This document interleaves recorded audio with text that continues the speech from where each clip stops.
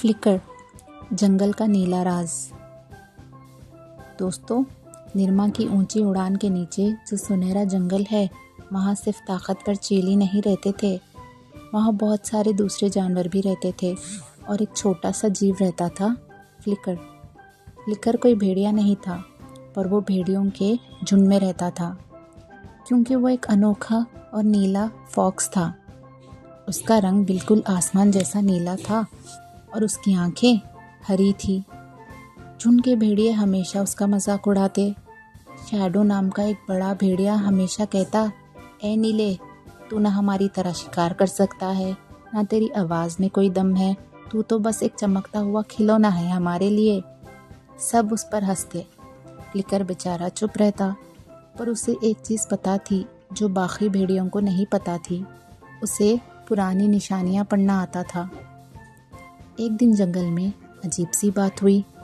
जंगल की सबसे पुरानी नदी जो सबको पानी देती थी, अचानक सूख गई। सारे जानवर प्यासे मरने लगे। वहाँ का अल्फा भेड़ियों का लीडर परेशान हो गया। सबने कोशिश की, पर नदी के रास्ते पर एक भारी पत्थर से बंद हो चुका था, जिसे कोई नहीं हिला पा रहा था। अगर वो पत्थर हिलता तभी पानी का बहाव बढ़ता और नदी शुरू हो जाती। तब फ्लिकर आगे आया। उसने देखा कि उस बड़े पत्थर पर वही चमकती हुई पुरानी निशानियां बनी थी जो उसने बचपन में एक पुरानी सी किताब में देखी थी। फ्लिकर बोला, अल्फा भाई, इसे ताकत से नहीं, दिमाग से हटाना होगा। ये एक पहेली है। शैडो हंसने लगा। पहेली? हट जा रास्ते से, मैं इसे अपने ज़ोर से हटा दूंगा। शैडो ने पूरी जान लगा दी, पर पत्थर अपनी जगह से टस से मस नहीं हुआ। फ्लिकर ने पत्थर के पास जाकर उन निशानियों को छुआ। वहाँ लिखा था, वही रास्ता खोल सकता है जो अपनी चमक से अंधेरा मिटा दे। ये बात उसने सारे भेड़ियों से कही और अल्फा भेड़िया से भी कही। अल्फा ने कहा, नीले, ये कहीं वो ही चमक तो नहीं जो तेरे अंदर है। फ्लिकर ने भी महसूस किया कि उसके नीले बाल डर की वजह से नहीं, बल्कि उम्मीद की वजह से चमकने लगे थे। उसने अपनी पूरी एनर्जी इकट्ठा की और अपने चमकते हुए सिर को पत्थर के खास निशान पर टिका दिया। अचानक पूरा पत्थर नीली रोशनी से भर गया और खुद ब खुद दो हिस्सों में बंट गया। पानी का तेज बहाव निकलने लगा और पूरे जंगल में खुशी की लहर दौड़ गई। सारे भेड़िए हैरान रह गए। शैडो का सर शर्म से झुक गया।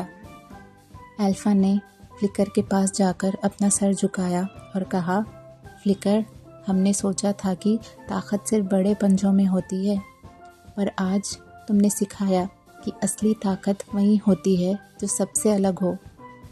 तुम हमारी आँखों को बहुत भा गए हो।